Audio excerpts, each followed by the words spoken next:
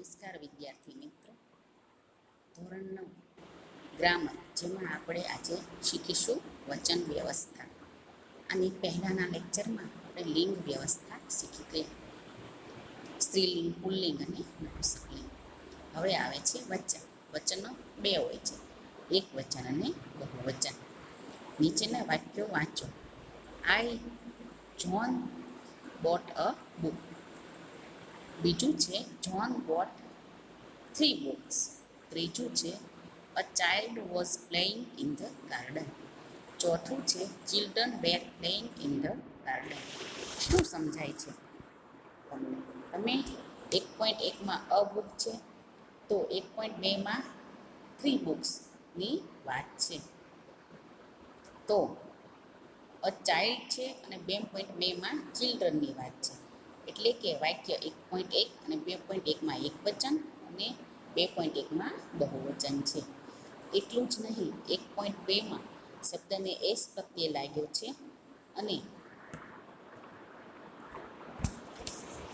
જ્યારે વાક્ય માટે વિશેષ શબ્દ વપરાયો છે. એટલે કે દરેક ભાષા એક અને એકથી વધુ દર્શાવવા માટે વચન વ્યવસ્થા ધરાવે છે. જેમ તમે ઉપરના વાક્યોમાં જોયું કે બહુવચન દર્શાવવા માટે બે જુદી રીત પ્રયોજાય છે, તે જ રીતે દરેક ભાષાની પોતાની આગવી વચન વ્યવસ્થા હોય છે. આપણે ગુજરાતી ભાષા બોલીએ છીએ, સાંભળીએ છીએ, વાપરીએ છીએ, એટલે ગુજરાતીની વચન વ્યવસ્થાથી પરિચિત છીએ જ. અહીં આપણે એ પરિચિત વ્યવસ્થાને થોડી સ્પષ્ટતાથી સમજીએ. તો વિદ્યાર્થી મિત્રો, આપણે આગળના ધોરણમાં એક વચન અને બહુવચન વિશેનો પરિચય મેળવી ગયા છીએ. અહીંયા આપણે થોડું એના વિશે વધુ સ્પષ્ટ થવાનું છે. એક વચન, જ્યારે કોઈ એક જ વસ્તુ, વ્યક્તિ, ઘટનાનો નિર્દેશ કરવાનો હોય ત્યારે એક વચન પ્રયોજાય છે. જેમ કે આપને આંજણી થઈ છે તો જવ લગાવો. મારા ગામ વતી આજની રાતનો ફાળો આપું છું. આજની આ સભાનું પ્રમુખ સ્થાન શ્રી ભાઈ સાહેબને લેવાની હું વિનંતી કરું છું. મારી ગાગર ઉતારો તો હું જાણું કે રાજ તમે ઉંચકો તો પહાડ નહીં. આતમનો દીવો પ્રગટાવ, તું વીણ સર્વ ભરાયા. ઉપરના વાક્યોમાં તમે જોઈ શકો છો તેમ આંજણી, જવ, ગામ, રાત, ફાળો, સભા, પ્રમુખ સ્થાન, ગાગર, પહાડ, દીવો વગેરે શબ્દો એક વચનમાં પ્રયોજાયા છે. તેને કોઈ વિશેષ પ્રત્યય લાગતા નથી, પણ ક્યારેક વધુ સ્પષ્ટતા માટે એક વિશેષણ તરીકે નિર્દેશ થાય છે. જેમ કે એક મૂર્ખને એવી ટેવ, પથ્થર એટલા પૂજ્ય દેવ.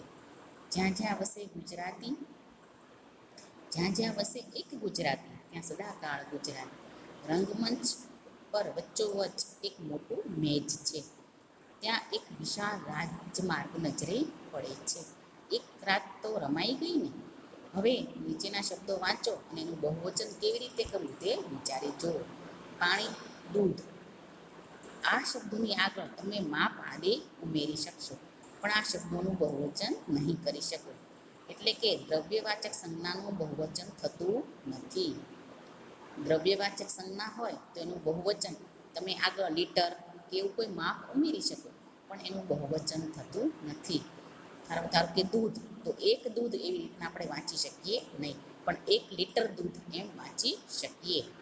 પાણી, તો એક પાણી એમ આપણે બોલી શકીએ નહીં, પણ 1 લીટર પાણી, 2 લીટર પાણી એમ બોલી શકીએ. હવે આવે છે બહુવચન. વિશાળ રૂમમાં અમે 4 જણ જમનારા હતા. રસોઈયો કમ પીરસણિયા જેવો એક માણસ અમારા ભાણામાં વારાફરતી વિવિધ વ્યંજનો પીરસતો હતો. પછી તો અયપ્પાએ મુંબઈમાં ઘણી હોટલો ખોલી.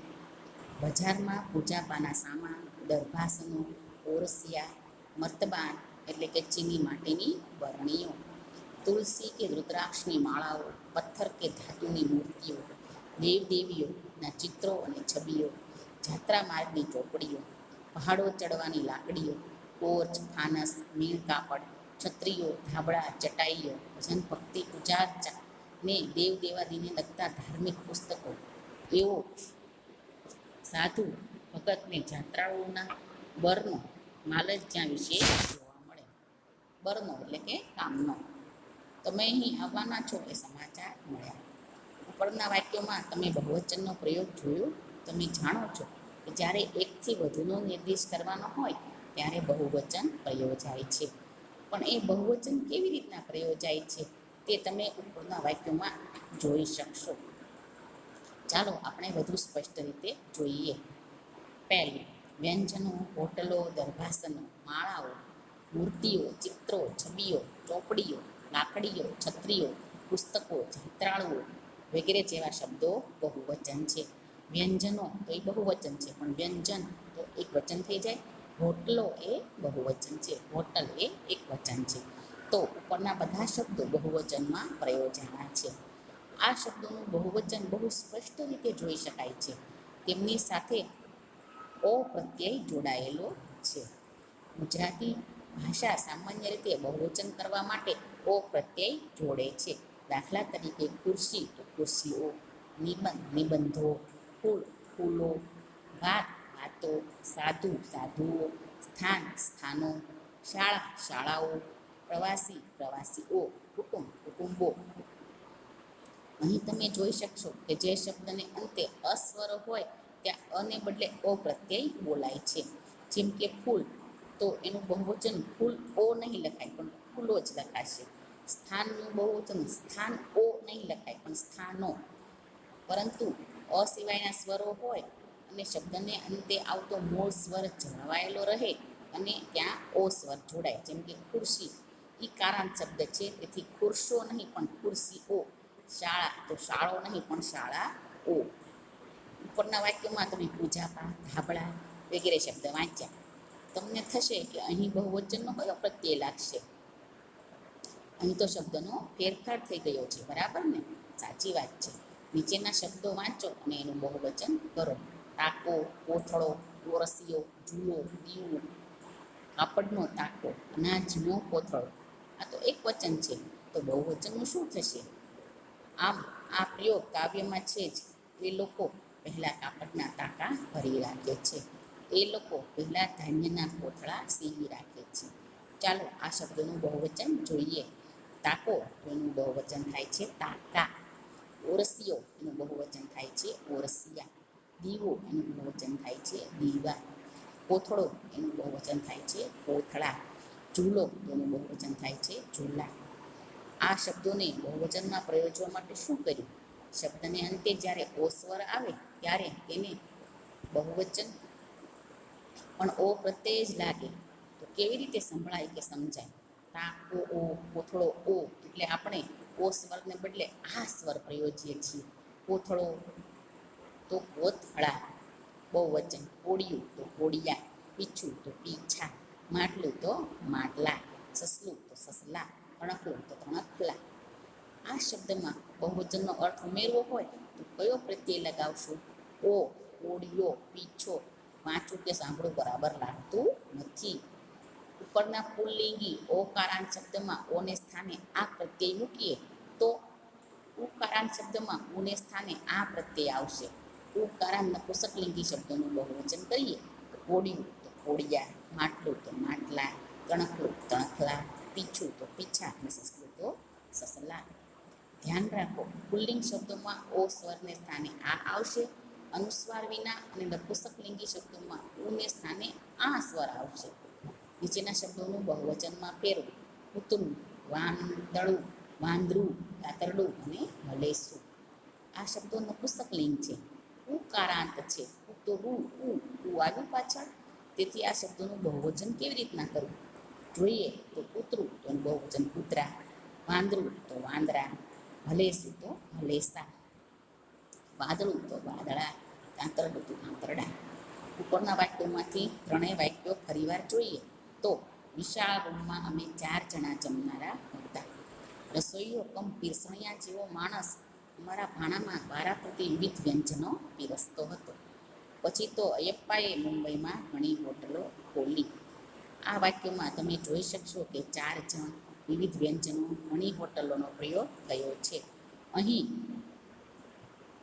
સંજ્ઞા પહેલા 4, વિવિધ, ઘણી જેવા વિશેષણ પ્રયોજાયા છે.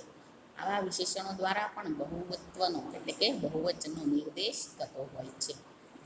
નીચેનું વાક્ય વાંચો અને અધોરેખિત શબ્દોનું મહત્વ કયા શબ્દથી સૂચવાય તે જણાવો. મગનની જમીનમાં મબલક પાક પાક્યો. વર્ષે દહાડે 5-7 લાખ જાત્રાળુ હિન્દુસ્તાનના ખૂણે ખૂણેથી આવે છે. નંદનભાઈની સ્મૃતિ આપણા શહેરમાં હરેક શહેરીના હૈયામાં કોતરાયેલી રહેશે. તમારા ગામમાં 2 રાત તો રમવાના છીએ. હવે તમે ધ્યાનથી વાંચો અને જણાવો કે પાક શબ્દનું મહત્વ કયા શબ્દ દ્વારા સૂચવાય. મબલક, બરાબર. જાત્રાળુ કેટલા? 5-7 લાખ, એટલે કે આ પ્રયોગ દ્વારા બહુત્વ સૂચવાય છે. કયા કયા શહેરી? તો હરેક. રાત કેટલી? તો કે 2. આમ તમે જોયું કે ઓ, આ જેવા પ્રત્યય સંખ્યાવાચક વિશેષણ, બહુત્વવાચક વિશેષણ વગેરે દ્વારા બહુવચનમાં દર્શાવાય છે. હવે જ્યારે તમે વચન બદલો ત્યારે ધ્યાન રાખજો કે તમે શું કર્યું.